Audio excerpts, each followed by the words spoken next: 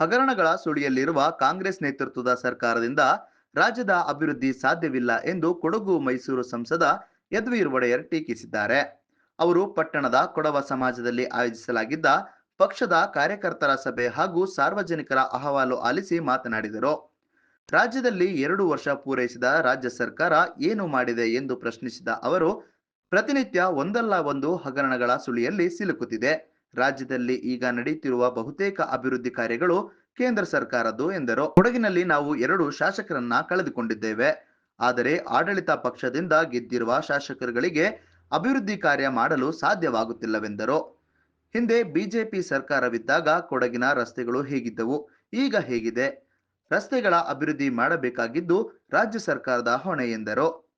ರಾಜ್ಯ ಸರ್ಕಾರದ ದುರಾಡಳಿತವನ್ನ ಖಂಡಿಸಬೇಕಾಗಿದ್ದು, ಪ್ರತಿಭಟಿಸಬೇಕಾಗಿದ್ದು ನಮ್ಮ ಹೊಣೆ.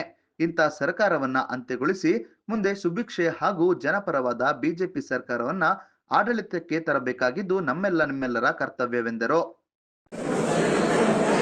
ನಮಸ್ಕಾರ. ಇಂದು ನಮ್ಮ ಸೋಮವಾರಪೇಟೆಯಲ್ಲಿ ಅನೇಕ ಶಕ್ತಿ ಕೇಂದ್ರಕ್ಕೆ ಭೇಟಿ ನೀಡ್ತಾ ಅಂತಿಮವಾಗಿ ಇವತ್ತು ಸೋಮವಾರಪೇಟೆ ಪಟ್ಟಣದಲ್ಲೇ ಒಂದು ಸಭೆಯನ್ನು ನಮ್ಮ ಕಾರ್ಯಕರ್ತರ ಜೊತೆಗೆ ಮಾಡಿದ್ದೀವಿ.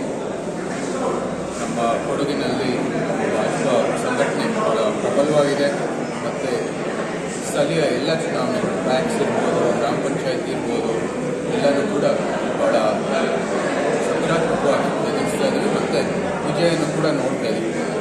ಅನಿರೀಕ್ಷಿತವಾಗಿ ನಾವು 2 MLA ಸೀಟ್ಗಳು ತಂದುಕೊಂಡು ಆದರೂ ಸಹ ಎಲ್ಲ ಸಂಘಟನೆ ಭಾಳ ಇವತ್ತು ಉದ್ಯೋಗ ಯಾಕೆಂದರೆ ಇವತ್ತಿನ ಕಾಂಗ್ರೆಸ್ ಸರ್ಕಾರ ಏನಿದೆ ಅದರ ದುರಾಡಳಿತ ನಡೀತಾ ಇರುವಂಥದ್ದು, ಅನೇಕ ಹಗರಣಗಳು, ಜೊತೆಗೆ ಅವರು ಯಾವುದೇ ಒಂದು ಅಭಿವೃದ್ಧಿ ಕೆಲಸವನ್ನು ಮಾಡ್ತಾನೆ ಇರೋದು ಸರ್ಕಾರ ಕೊಡೋದಕ್ಕೆ ಇವತ್ತು ಭಾರತೀಯ ಜನತಾ ಪಾರ್ಟಿನ ಉತ್ತರ ಅಂತ ಭಾಳ ಸ್ಪಷ್ಟವಾಗಿ ಎಲ್ಲ ಕಾರ್ಯಕರ್ತರ ಒಂದು ಧ್ವನಿಯಾಗಿದೆ.